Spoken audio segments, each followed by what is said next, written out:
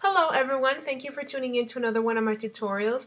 In this one in particular, I want to cover how you would take two models from two separate photographs and with very different color settings into one composition and make them look like a cohesive photograph. Now the background that I have here is one that I sort of monkeyed with before starting the tutorial and kind of prepared it for what I'm going to explain right now. I also took the liberty of using these two images, this woman right here and this woman, and before starting the tutorial I went ahead and already selected them out. So if I hide the background layer by clicking on the little eyeball, you'll see she's already selected out. If I go to the other image, it's the same case. If you want to see how I selected these models out of the backdrops, I'm going to put a link in the description that will take you to the tutorial that I've already made on this particular process. So what I'm going to do is, since they're already selected out, I'm just going to use the move tool, click and hold on the model, and then drag her over to the background image. Now as you can see, she's a little small, but we'll deal with that in just a moment. Now I'm going to go over to the other photograph. I'm going to click and hold and drag her over. Oops, I apologize, I took the wrong layer. The top layer, the one we actually need. We're going to click and hold down on the model and drag her over to the other composition. As you can see, the other model is just slightly bigger, so she's going to be easier to resize. So we're going to click on the first model we brought in, and I'm going to hold Command T or Control T, and we're just going to scale her up just a little bit. Now these are very high quality images, so I can pull this off without losing too much quality in the pixels. But if they were lower quality images, I probably wouldn't try to do this. I would rescale the background image to a smaller size before dragging them back in. But because these two images are high quality, I can pull this off. So that seems like a pretty decent size right there. I think I'm going to make her just slightly smaller. Let's pull her over to the other model and see what the size of her head is in comparison, and just kind of eyeball it and just make sure that they're relative sizes to each other. Now the idea that I had for this particular tutorial was to have them both kind of sitting in front of this wall and having appropriate shadows cast on the background. The reason I chose this particular photograph is because the only shadow we have at the moment that's native to the original background is a bit of shadow over here from the sun hitting it from a certain direction, and there's no shadow over here. So it makes it very easy for us to just add in our own shadow and make them look like they're actually sitting there. Now the first obvious thing we notice about these two models is that they have very different lighting on them. This model over here is blue and green because she had a vintage effect thrown on the photograph, and she is very orange and yellow. So now what we need to do is we need to bring them into a more cohesive color setting so that they look like they match with each other. Now typically what you would do is you would just click on the layer you want to edit, go to Image, Adjustments, and then choose one of these settings to monkey around with the colors.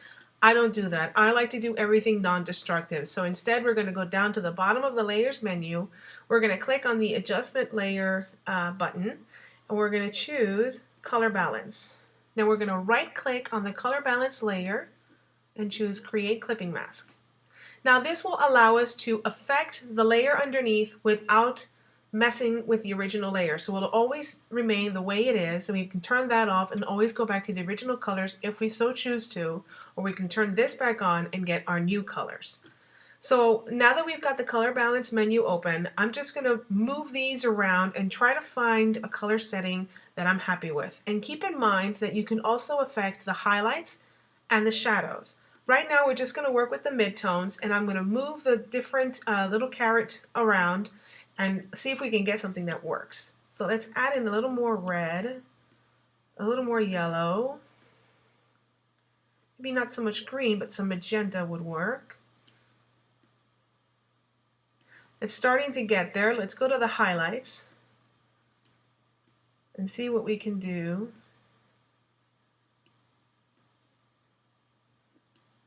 To get something, I'm looking for colors that look like they would work well with the background. I'm not so much trying to match the other model, because what I'm trying to do is make her look like she fits with the background. Let's go to the shadows. and do the same thing. It will always take a little bit of experimenting. There we go. That's starting to look a little better. There we go. So as you can see now, she's starting to look like she belongs with that background just a little bit more. I think that looks all right. Let's go to the midtones again and just kind of pull things around.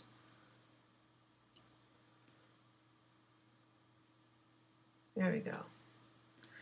Now, the reason, as I said, that I create an adjustment layer and I put a clipping mask on it is so that it'll always be non-destructive.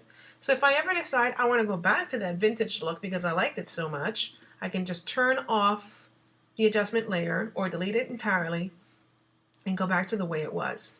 But for right now, we're going to keep her as she looks now.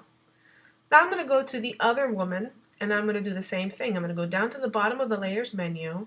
I'm going to create a color balance. Oops. Undo that. We're going to create a color balance layer.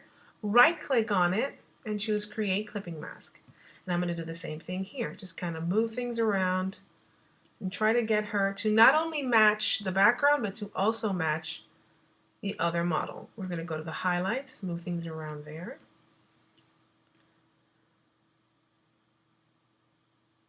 As you can see, if I move the carrot towards the blue rather than the yellow, it's starting to make these areas here way too blue. So I definitely don't want to do that. I'm going to move them towards the yellow.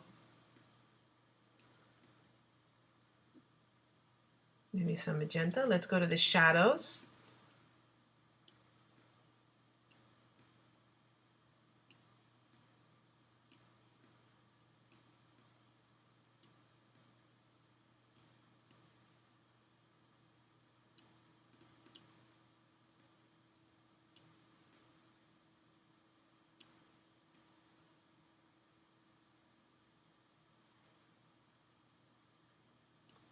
I think that looks all right. But I noticed that her skin tone, because she was photographed with different lighting, her skin tone is a little bit darker. So I'm going to go back to the other layer and I'm going to adjust the other model with a curves layer. Now, if you click on the model itself and then add a new adjustment layer, it'll automatically be clipped because it'll be underneath the previous adjustment layer. So we're going to go to the curves layer. We're just going to click near the bottom of the adjustment line and pull it down. And what we're doing is we're removing the appearance of the direct sunlight that was hitting her when this photograph was taken outside.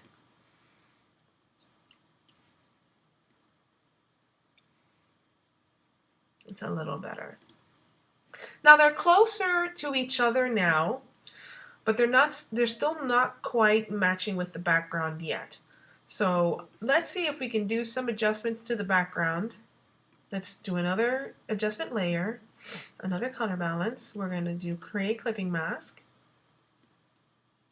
Technically, you don't need to create the clipping mask for this particular one since it's affecting the background, but it's always a good practice to do it anyway, just so that you don't forget it. So let's add some red and yellow to kind of match what's going on with the two models. There we go. Now they're starting to look like they're part of the same photograph. Okay, but now we need the most important part, shadows. We need to add perspective to make them look like they're actually sitting there. Now typically for shadows like this, I just create a new layer and paint in black. So let's do that and see how it looks. Let's go to the top of our layers menu, click new layer, name it shadows. And you want this to be underneath the two models and above the adjustment layer that you created for the background. So it's going to be right here in between. Go to your paintbrush tool, make sure the hardness is 0 and that the size is relative to what you need.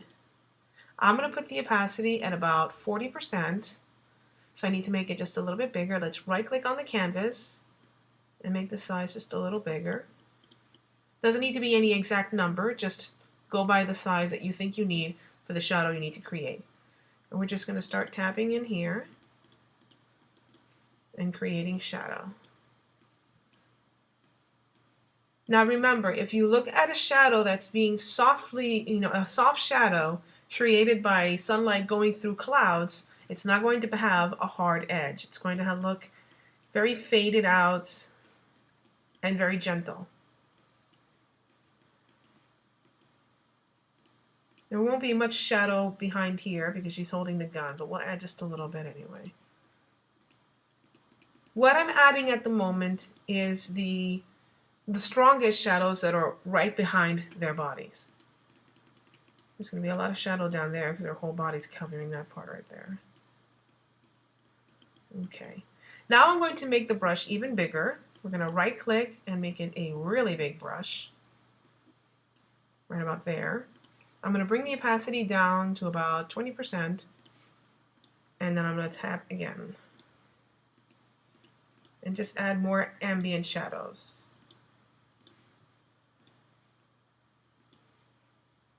There you go. Now the last thing we're going to do is add a bit more shadowing to the two models, and then they'll really look like they're part of the photograph. Let's zoom in on the bottom model, this one right here. Let's go to our magnifying glass and just kind of zoom in here. And what I'm going to do is I'm not going to choose I'm not going to choose black, because if I use black to create the shadow on her arm, it's not going to look very good. What we're going to do is we're going to choose one of the skin tones already prevalent in the photograph and use that to create the shadow. So let's bring our brush size down by quite a bit. Let's see, that looks about right. That works. We're going to create a new layer above all the adjustments layers. New layer, shadow. And we're going to right click, create clipping mask. Now we're going to hold down the Option key or Alt key if you're on PC, and we're going to choose one of the darker skin colors, maybe right around here in the shadow area. We're going to set that shadow layer from normal to multiply in the blending modes. I apologize, that was my phone going off. Shush. And then we're just going to tap, leave it at 20%. Just kind of tap in here and add a little more dimension. And this can work for all the areas here. The arm, the face, the clothing. For areas like this, you can just make the brush size a little bit smaller. Make the opacity much lower. And just tap in. Just strokes. If you happen to go over the nose a little bit like I did, you can just go to the eraser and just tap that out. Let's fix that up a little bit with the smudge tool. There we go. Go back to your brush tool and just keep going for any areas that you think need a little more shadow, like maybe down here, along her arm. And remember, this shadow is also being cast down on the clothing as well. So it's not just her arm that gets affected, it's the clothing underneath that's having a shadow cast on it by her arm.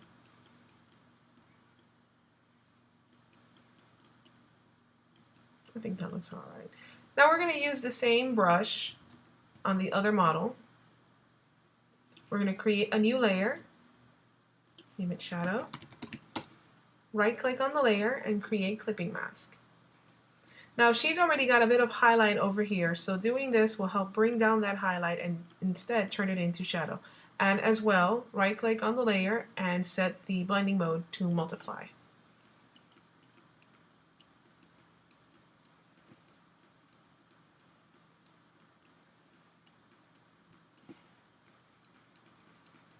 And right around here. Let's make our brush size just a little bit bigger so that we can brush over these things over here and add a bit more shadow.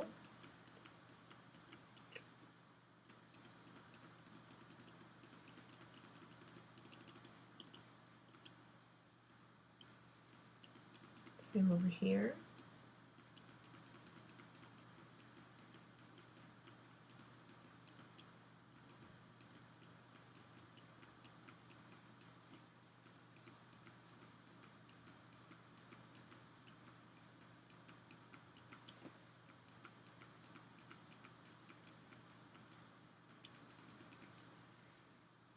There we go. I'm going to add a bit more shadow to the other model, right down here.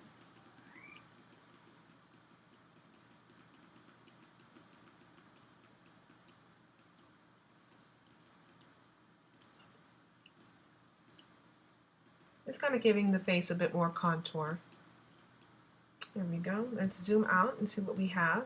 And as you can see, that works a little bit better. I would probably still do a bit more adjustments to the colors of the two models until I was happy with it. Typically, I'm a perfectionist, so I would probably be messing around with the colors for another half hour until I was happy with it.